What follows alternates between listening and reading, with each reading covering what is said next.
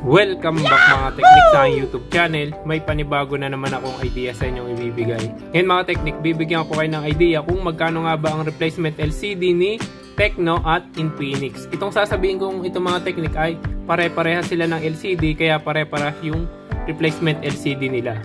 Ito mga teknik kay Tecno, Spark 7, 70, Spark 6, 6 Go, Go 20, Hot 10i, Infinix yan, Hot 10i Infinix, bago 10, Lite, Infinix Smart 5, 5 Pro, S16, Intel Vision 1 Plus, tsaka 1 Plus Pro.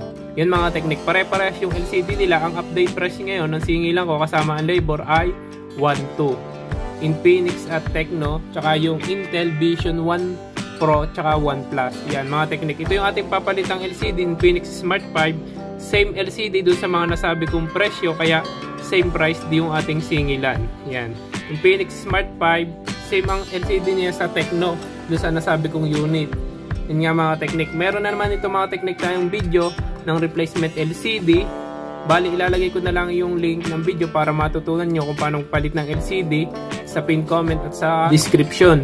Meron din tayo nito mga teknik na Google account bypass, screen lock bypass. Ilalagay ko din sa pin comment yung link ng video para matutunan nyo. Ano mga teknik, ito nga pala yung papalitan nating LCD. Update ko kayo kapag okay na itong pagpapalit ng LCD natin dito sa Infinix Smart 5.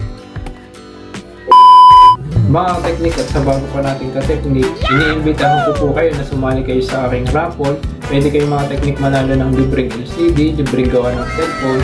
Mga teknik, ang gagawin nyo lang ay magko-comment kayo kung anong problema ng cellphone nyo at kung anong kailangan ng LCD. Pagka napili kayo mga teknik doon sa ating raffle, pwede na kayong manalo ng libreng LCD at libreng gawa ng cellphone. Kaya mga teknik, ano pang hinihintay nyo? Like, share, and subscribe. Lagay ko po mga teknik yung link sa description. A few minutes later.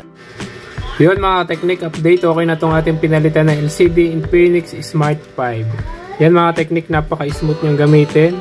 Kahit Class A LCD lang siya. And walang white spot, walang kawang sa gilid. Yun mga teknik, kung may tanong pa kayo, huwag nyo kalimutan mag-comment, mag-subscribe. Salamat sa panonood and God bless.